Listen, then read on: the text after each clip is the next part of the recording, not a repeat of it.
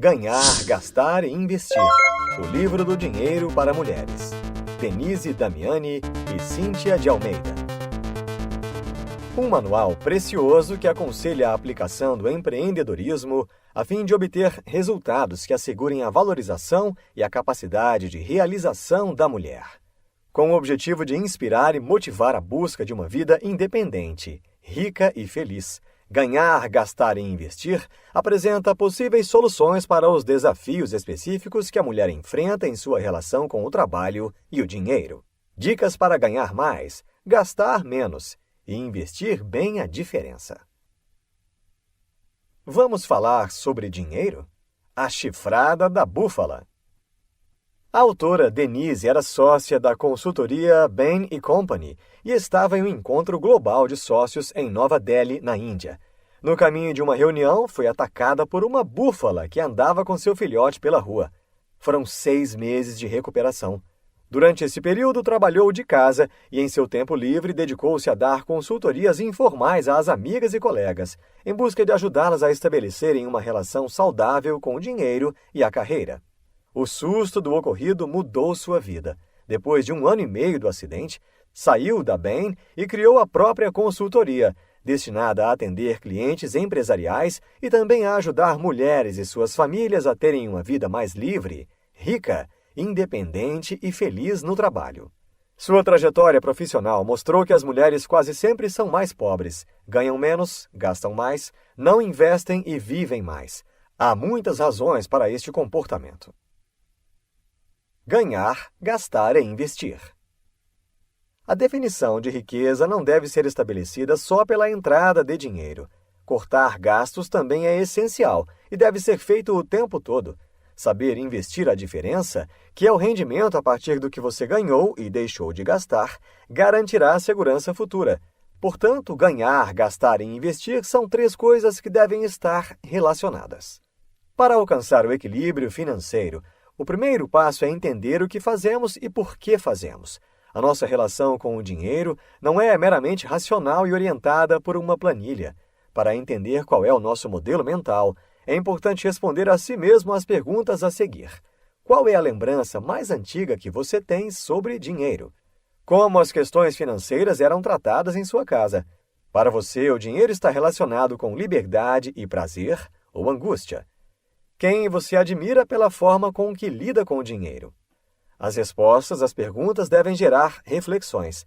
Nossa história sobre o dinheiro pode trazer conforto, medo, confiança ou desconfiança.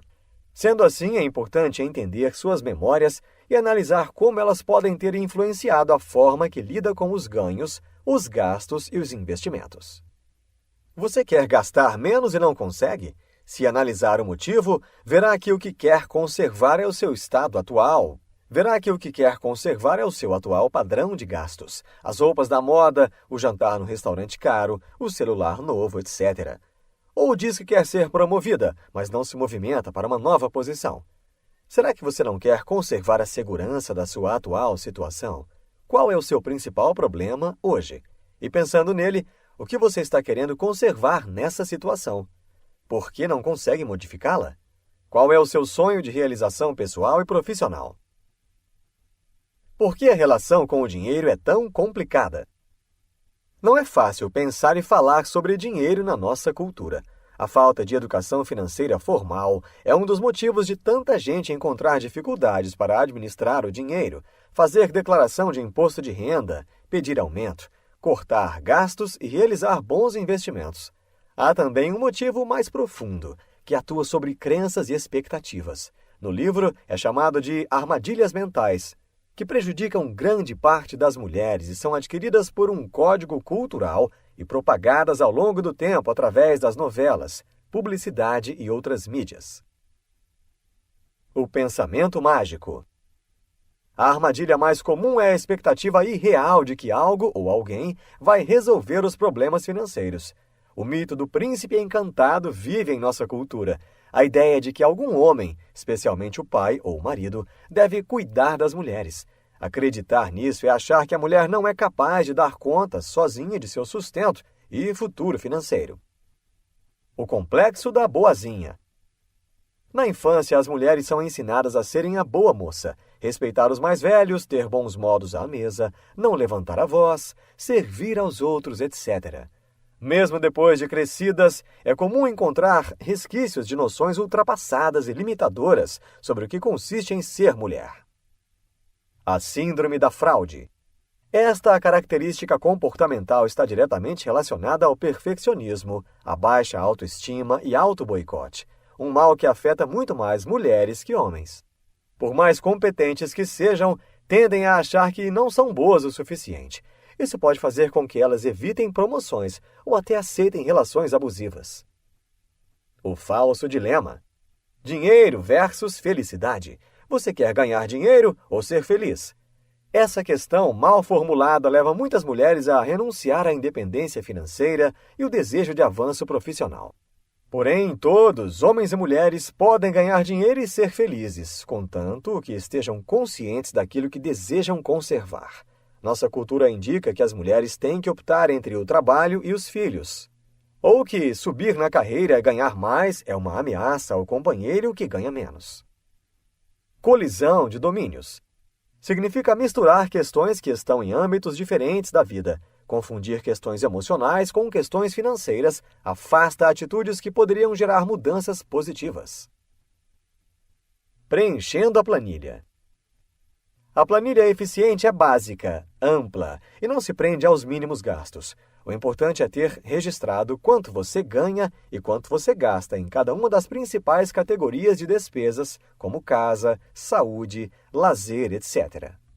A planilha funciona como um planejamento e deve ter uma coluna específica para as projeções, pois assim será possível analisar a diferença entre o que você achava que era e o que de fato é, e observar onde é necessário mudar. Uma boa notícia: quem preenche essa planilha vê seus gastos diminuírem em torno de 20%, só pelo fato de ter anotado concretamente os valores. Você pode fazer o download da planilha no site www.denisedamiani.com/livro. Entradas. Tudo que você ganha deve ser anotado. A ideia é medir a entrada real de dinheiro, que inclui não só a sua remuneração profissional, como também o dinheiro de outras fontes. Gastos. Preencha as lacunas de acordo com sua realidade, com o apoio de recibos, cupons fiscais, extratos de banco, a fatura detalhada do cartão de crédito, etc. Patrimônio. Essa parte é preenchida uma vez e alterada apenas quando houver grandes mudanças, como compra ou venda de imóvel, carro, etc. Sonhos e projetos. Reserve um espaço para os seus sonhos que dependem de juntar dinheiro, como, por exemplo, comprar um imóvel, abrir uma empresa, ajudar os filhos, fazer uma viagem especial, etc. Ganhar. Por que as mulheres ganham menos? Mesmo quando as mulheres têm os mesmos cargos, recebem, em média, 25% menos que os homens para fazer o mesmo trabalho. Isso acontece no mundo inteiro. No Brasil, em 2015, os números do IBGE apontavam para uma diferença de 30% a favor dos homens. Nos Estados Unidos, a média dos salários das mulheres em comparação aos dos homens variava entre 67% e 78%. Acontece com os cargos da base da pirâmide corporativa, com os das camadas do meio e também com os do topo. É evidente que as raízes dessa injustiça são históricas e culturais, mas isso não deve impedir as mulheres de assumir as batalhas pessoais e profissionais conforme o possível. Maternidade e carreira. Sobre conciliar os papéis de mãe e vida profissional. O que está errado é achar que as mulheres têm de escolher entre a maternidade ou a carreira. Muitas vezes isso gera uma confusão na hora de decidir sobre ser mãe, pois as mulheres imaginam que serão vistas como menos eficientes, menos disponíveis. A melhor maneira de encarar essa situação é enxergar o período de licença maternidade como algo inspirador e renovador. Afinal, ao se afastar de um ambiente restrito de trabalho, pode fazer os olhos se abrirem para o mundo. Sendo assim, tudo vai depender da postura e do tempo necessários para conciliar a rotina de mãe com o trabalho. Analisando seus ganhos em relação ao mercado. É imprescindível que o valor de seus serviços esteja alinhado com o mercado. Um raciocínio lógico está relacionado à demanda e à oferta. As ferramentas para o sucesso estão nas respostas das seguintes questões: eu sei fazer? Eu gosto de fazer? O mundo precisa? O mundo paga? Vender, executar, manter.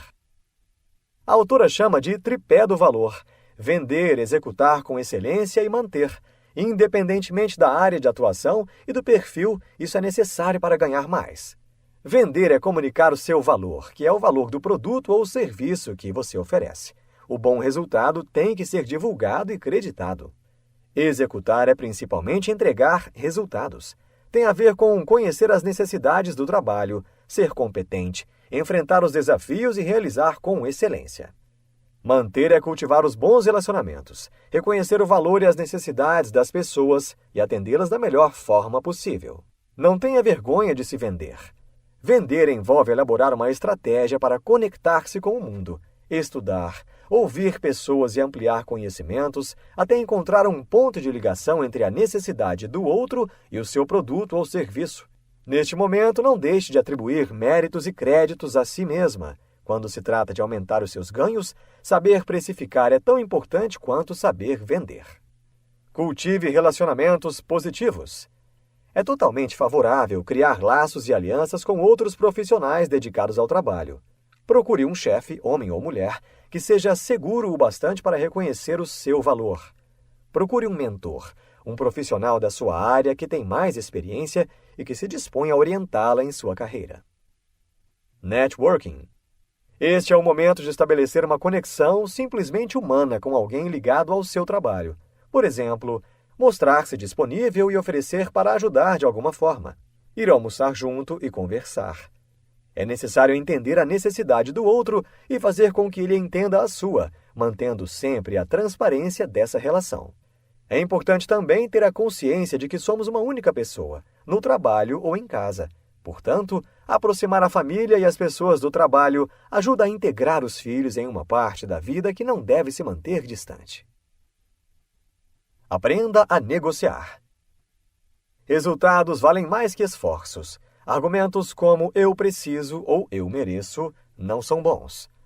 Do ponto de vista técnico, você deve usar indicadores de produtividade, ser capaz de definir o que agrega valor para o negócio. É preciso chegar à mesa de negociação já com estes dados e argumentos sólidos. Também é fundamental saber da disponibilidade do outro lado, se suporta o aumento pretendido. O aspecto emocional da negociação.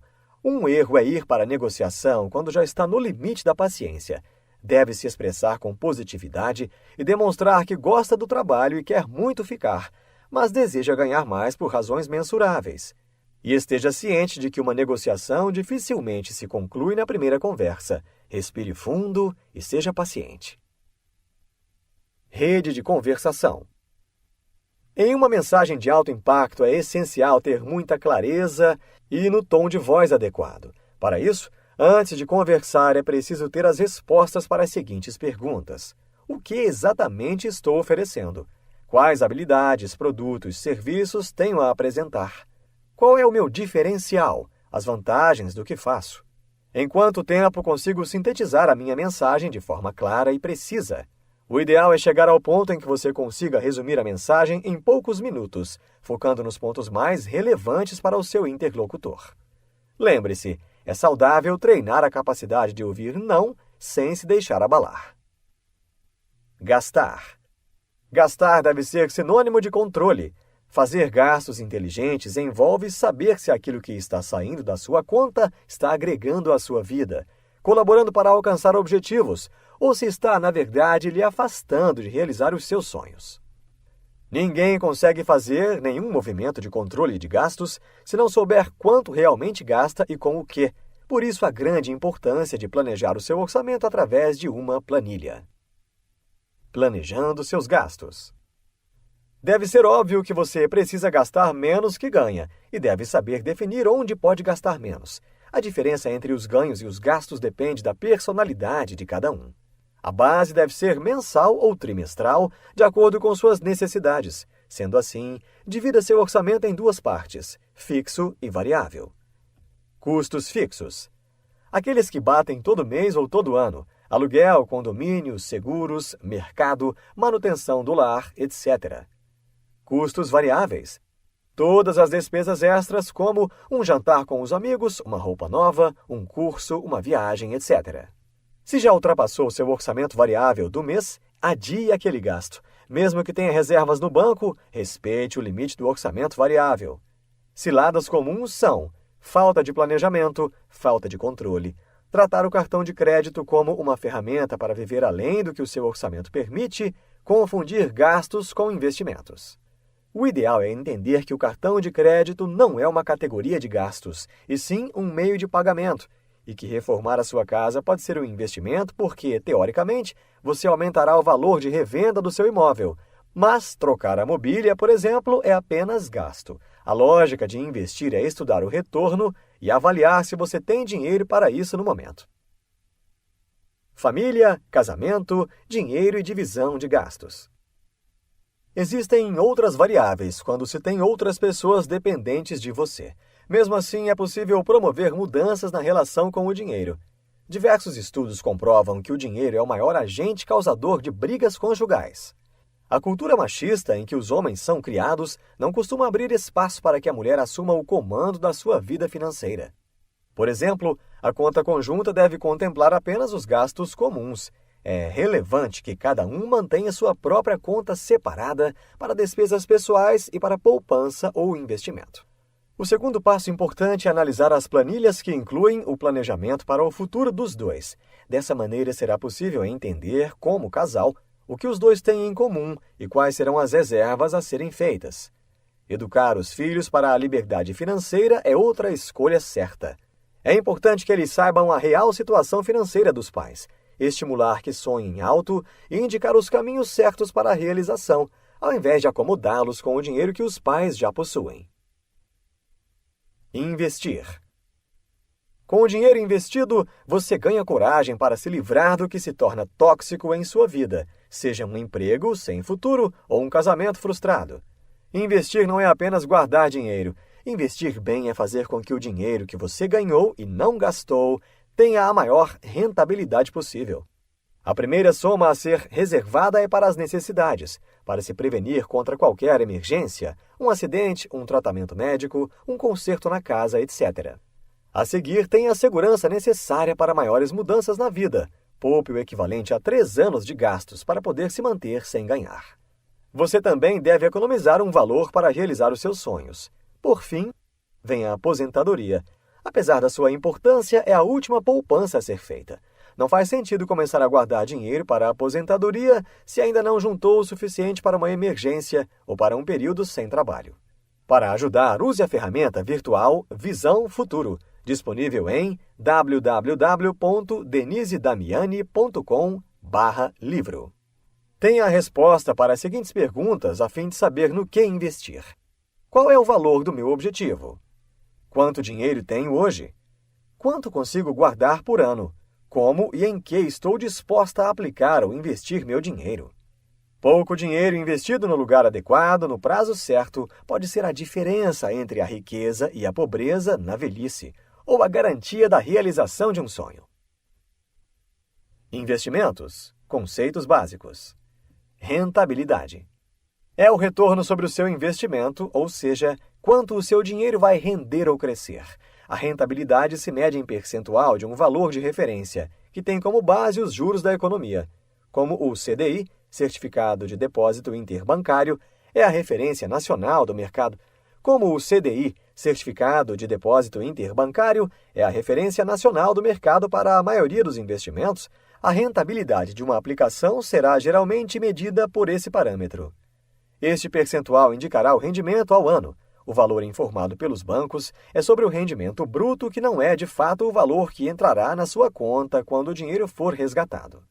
Deste valor, é descontado o imposto de renda, IR, que é retido automaticamente quando se resgata a aplicação. A inflação também afeta o poder de compra, isto é, o que você compra com R$100 este ano já não vai conseguir comprar no ano seguinte. E se o seu dinheiro está aplicado para que ele possa crescer, você precisa saber quanto ele está rendendo além da inflação. Volatilidade. Expressa quanto um investimento varia de valor ao longo do tempo.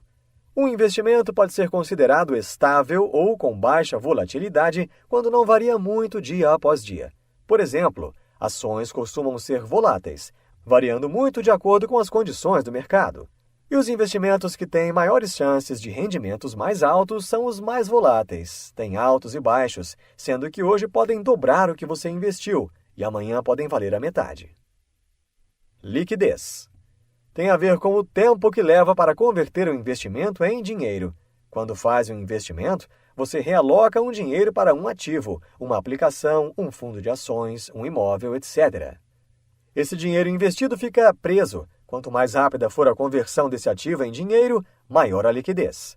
Um exemplo de um investimento com alta liquidez é a caderneta de poupança. Basta solicitar o resgate do dinheiro para tê-lo na sua conta corrente, pronto para ser utilizado. Risco. O risco é definido pela combinação dos três fatores: rentabilidade, volatilidade e liquidez. Risco baixo, rentabilidade baixa, volatilidade baixa, liquidez alta. Risco médio, rentabilidade média, volatilidade média, liquidez média. Risco alto, rentabilidade alta, volatilidade alta e liquidez baixa. O que oferece maior rentabilidade terá sempre maior volatilidade ou menor liquidez. Portanto, concentre-se em duas das três características.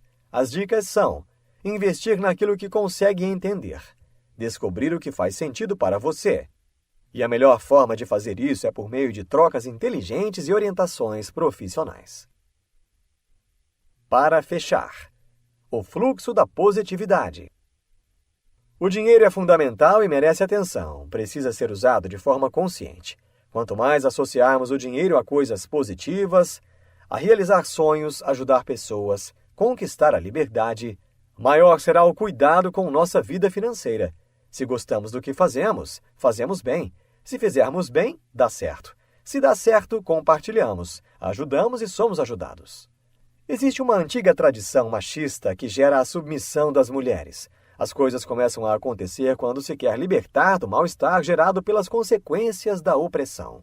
É necessário ser gentil e amoroso consigo mesmo para conseguir a transformação desejada e, assim, poder ajudar outras mulheres a se desfazer desses códigos culturais do passado que as barra nas lideranças políticas e empresariais. Compartilhar esse aprendizado sobre o controle financeiro da nossa vida com mais e mais mulheres foi também transformador para a autora Denise. Insights. Se você entrega resultado, agrega valor, então pode exigir mais. Faça sua própria reputação. Não devemos admitir que nada nos tire o controle de nossa própria vida. Dinheiro é algo positivo, pois também nos permite ajudar outras pessoas. O poder de acreditar em um sonho mostra o caminho para a realização. Neste livro, você aprendeu como a relação das mulheres com o dinheiro pode fazê-las mais independentes e felizes. As crenças limitadoras que vêm de uma cultura machista devem ser rompidas através da união, comportamentos e conversas entre mulheres sobre suas finanças, dificuldades e conquistas. Também é importante a consultoria profissional para saber melhor como ganhar, gastar e investir. Este é um grande passo para a liberdade de escolha e controle de sua própria vida.